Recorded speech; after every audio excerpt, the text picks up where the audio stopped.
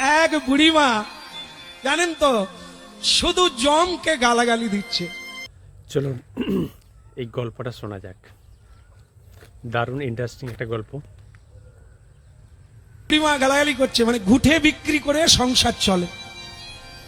আল্লাহটার জম, এত লোকের মরণ হয়, আমার হয় না। জমের চোখ নাই, এত লোকের মরণ হয়, আমাকে নিতে পারেনি।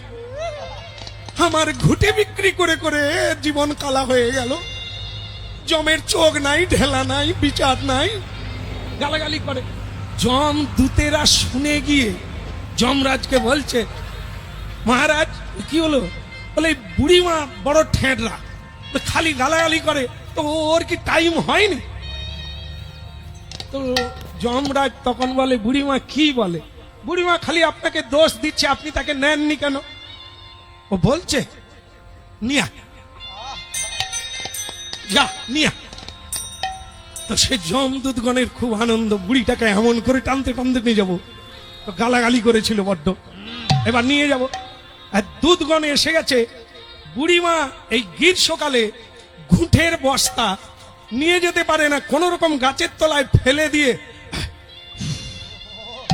জমের চোখ নাই, মরে গেলাম একেবারে, এরকম বলছে। আর ঠিক সেই তালে যমদূতগণ বড় বড় সিংবালা, দাঁতবালা, কালো কুইংভূত, এ বুড়িমা। বুড়িমা বলে, কে রে? এ বুড়িমা তুই কেটা রে?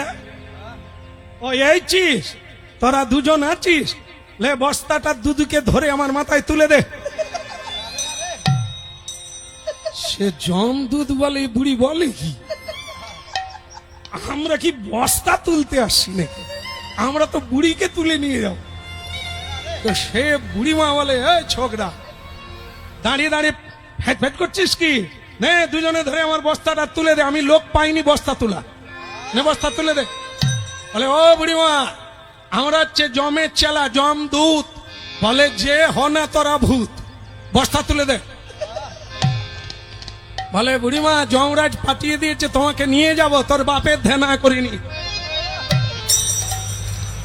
তোর বাপের কি আমি খেয়ে বসে আছি যে আমি যাব? কেন? কার ধার ধারি?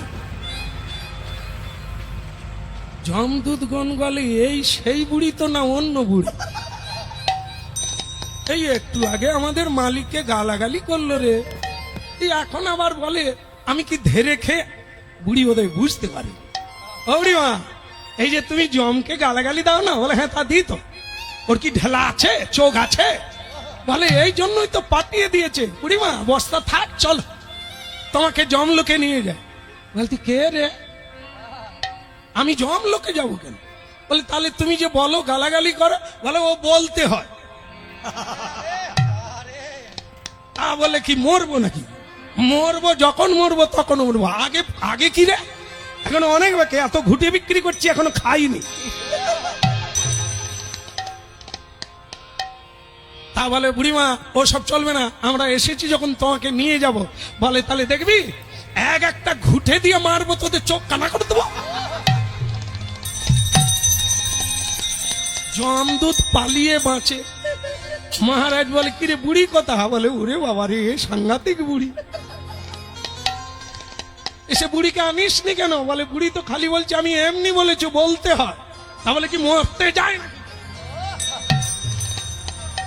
কত ভালো পৃথিবী, এখানে সবাই লড়াই করে বাঁচতে চায়, মরবে কে? যা বলে তাড়িয়ে দিল। বলে, আসলে ওর তো সময় হয় না, ও বলছে বলে তাই তোদের পাঠালাম, ও সব বুড়ির গায়ে হাত দিস নি, তোরা মরে যাবি। কি তাই এখানে তাই হলো। এই ডাকে সবাই, বলে সবাই, আসলে তো তা নয়। কৃষ্ণকে ডাকে সবাই, অর্জুনকে বোঝাচ্ছে কৃষ্ণ যে তুমি একবার ডাকলে চলে এলাম, আর কেউ বহু জন্ম ধরে ডাকছে কেন যাইনি? চেষ্টা তো এইখানে, যখন কেউ চোখের জলে ডাকে আমি তখন তার কাছে পৌঁছে যাই। পৌঁছে গেলেই সে বলে, আমায় পুত্র দাও, আমায় ধন দাও, দৌলত দাও, আমায় যশ দাও, খ্যাতি দাও। আমি তখন বলি আমাকে নিয়ে নে। সে বলে, না, তোমাকে নিলে ঝামেলা আছে। আমাকে নিতে চায় না, আমার কাছে এটা দাও ওটা দাও করে চায় মানুষ। তাহলে ও কৃষ্ণ বলে ডাকছে, বুঝতে পেরেছো অর্জুন? তোমার মতো কজন ডাকে চোখের জলে আপন, আমায় কেউ ডাকে না এমন করে।